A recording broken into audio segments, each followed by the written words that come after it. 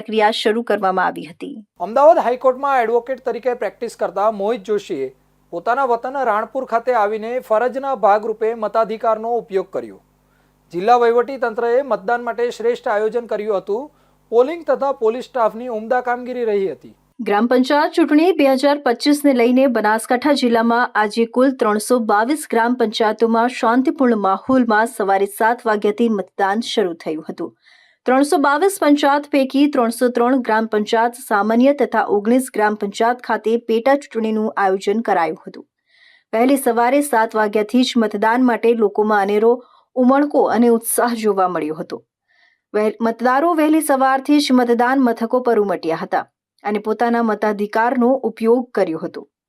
ડીસા તાલુકાના રાણપુર ઉગમણા વાસ ખાતે મોહિત જોશીએ પોતાના મતાધિકારનો ઉપયોગ કરીને જણાવ્યું કે તેઓ અમદાવાદ ખાતે ગુજરાત હાઈકોર્ટમાં એડવોકેટ તરીકે પ્રેક્ટિસ કરે છે તથા પોતાની ફરજના ભાગરૂપે આજે તેઓ મતદાન કરવા પોતાના ગામ પહોંચ્યા હતા।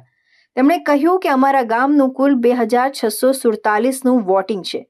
જિલ્લા વહીવટી તંત્ર દ્વારા મતદાન માટે શ્રેષ્ઠ આયોજન કરાયું છે તથા શાંતિપૂર્ણ માહોલમાં મતદાન થઈ રહ્યું છે।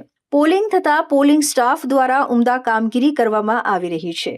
મારું નામ મોહિત એન જોશી છે।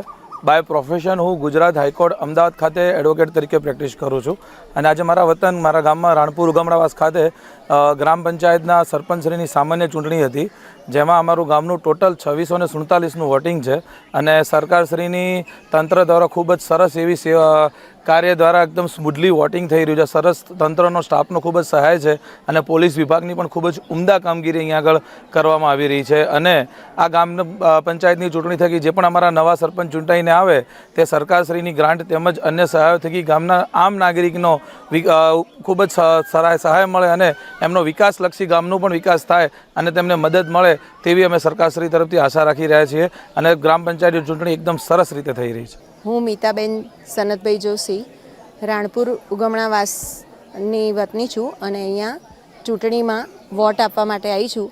આ લોકશાહીના પર્વમાં ગામના તમામ લોકો આવી અને સારામાં સારા પ્રમાણમાં મોટા પ્રમાણમાં મતદાન કરો, કેમ કે આ આપણો હક છે, આપણો અધિકાર છે અને આપણા હકનો ઉપયોગ કરવો એ આપણી ફરજમાં આવે છે। ગમે તે કઠિન પરિસ્થિતિમાં બી જો આપણા ઘરના આપણા પોતાના નિમેલા સરપંચ કે આપણા વ્યક્તિઓ આવે તો આપણા ગામનો બહુ સારો વિકાસ થશે। એટલે હું બધાને અપીલ કરું છું, દરેક સ્ત્રી અને પુરુષોને કે આવી અને વોટ આપો અને આપણા મતદાનના લાભનો ઉપયોગ કરો। રાણપુર ઉગમણા વાસના રહેવાસી મીતાબેન જોશીએ લોકશાહીના પર્વમાં ગામના તમામ લોકોને વધુમાં વધુ મતદાન કરવા અપીલ કરી હતી। મતદાન એ આપણો હક અને અધિકાર છે। આપણા હકનો આપણે ઉપયોગ કરવો તે દરેક નાગરિકની ફરજ છે। સમાચારમાં વાત કરીએ તો બનાસકાંઠા જિલ્લામાં વરસાદના પગલે નદીઓમાં પાણી